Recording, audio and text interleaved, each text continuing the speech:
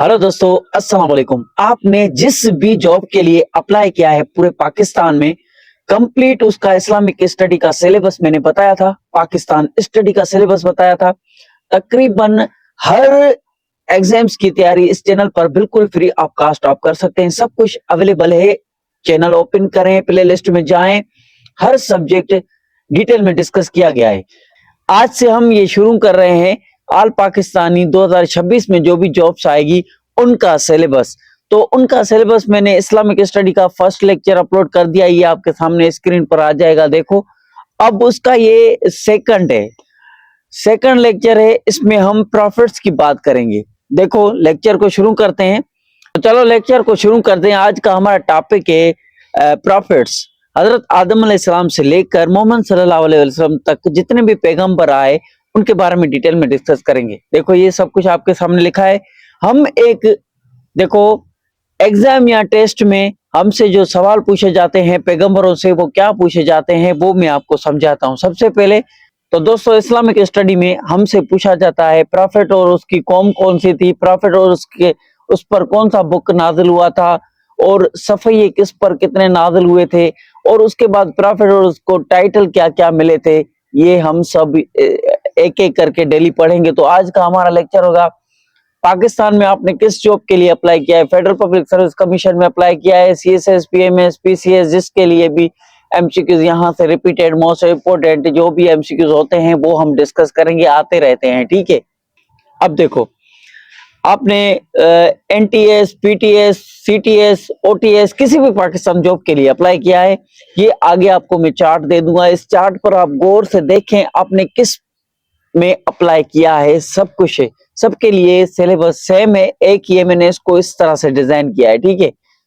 जब हम Islamic study की बात करते हैं, वैसे तो 1,24,000 पैगंबर आए हैं, लेकिन कुरान पाक में 25 पैगंबरों का जिक्र किया गया है। हम वो पढ़ेंगे जो कि कुरान पाक में जिक्र किया है, जो कि एग्जाम और टेस्ट में पूछे जाते हैं, ठीक है। तो मोस्ट इंपोर्टेंट एमसीक्यूज होंगे और मोस्ट रिपीटेड एमसीक्यूज होंगे जो कि एग्जाम और इन टेस्ट्स में पूछे जाते हैं स्टूडेंट्स से। तो नंबर 1 पर एमसीक्यूज है। लेक्चर को शुरू करते हैं यहां से। नंबर 1 पर एमसीक्यूज आता है, What was the total number of prophets mentioned in the Islam? इस्लाम में 1,24,000 पैगंबरों का जिक्र किया गया है, धरती पर आए अल्लाह ताला की तरफ से। नंबर 2 पे एमसीक्यू आता है, How many prophets mentioned by name in Holy Quran? Quran पाक में कितने पैगंबर अपने नाम से लिखे गए हैं, उनको अपने नाम से लिखा गया है। 25 पैगंबर हैं जो कि अपने नाम से लिखे हुए हैं, कुरान शरीफ में उनका जिक्र है, ठीक है। नंबर 3 पर एमसीक्यू आता है, who was the first profit? पहला रसूल, अंबिया, प्रॉफिट, नबी अल्लाह ताला की तरफ से कौन सा धरती पर आया? वो था हजरत आदम अलैहिस्सलाम। राइट आंसर इज हजरत आदम अलैहिस्सलाम। तो चौथे नंबर पर एमसीक्यू आता है, who is the last profit? आखिरी पैगंबर कौन सा था? उसके बाद ना कोई नबी है ना कोई नबी आएगा, वो है हजरत मोहम्मद सल्लल्लाहु अलैहि वसल्लम, ठीक है। तो 5 नंबर पर एमसीक्यू आता है, वो है हाउ मेनी उलुल अज़म प्रॉफिट्स आर देयर? अब उलुल अज़म प्रॉफिट्स का मतलब क्या है? ये 5 प्रॉफिट्स थे, इसकी डिटेल यहां पर आपको मिल जाएगी। देखो हजरत नूह अलैहिस्सलाम, हजरत इब्राहिम अलैहिस्सलाम, हजरत मूसा अलैहिस्सलाम, हजरत ईसा अलैहिस्सलाम, मोहम्मद सल्लल्लाहु अलैहि वसल्लम। मतलब कि ये सबसे ज्यादा सब्र वाले थे, सबसे ज्यादा हिम्मत वाले थे और सबसे ज्यादा पावरफुल प्रॉफिट्स थे। तो इसके लिए इनको उलुल अज़म प्रॉफिट्स कहा जाता है, ठीक है। समझ गए आप?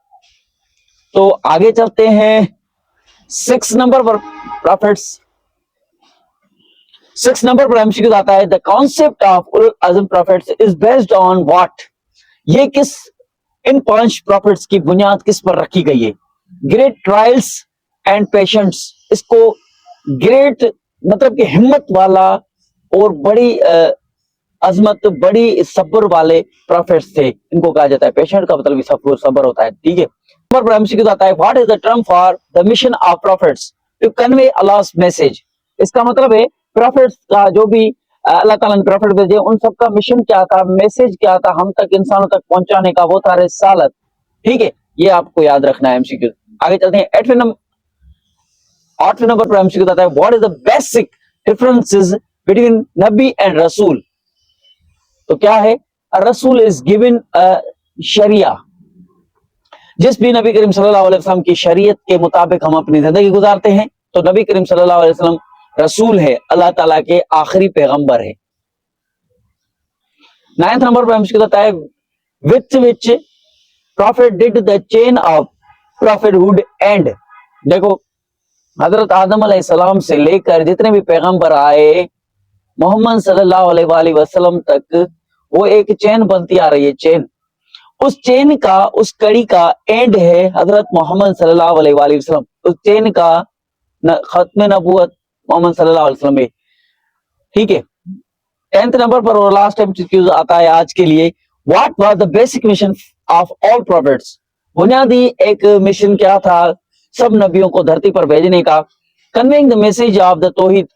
सब पैगंबर जो भी धरती पर आए उन सबका मिशन ये था कि अल्लाह ताला एक है, उसकी इबादत करो, तौहीद पर।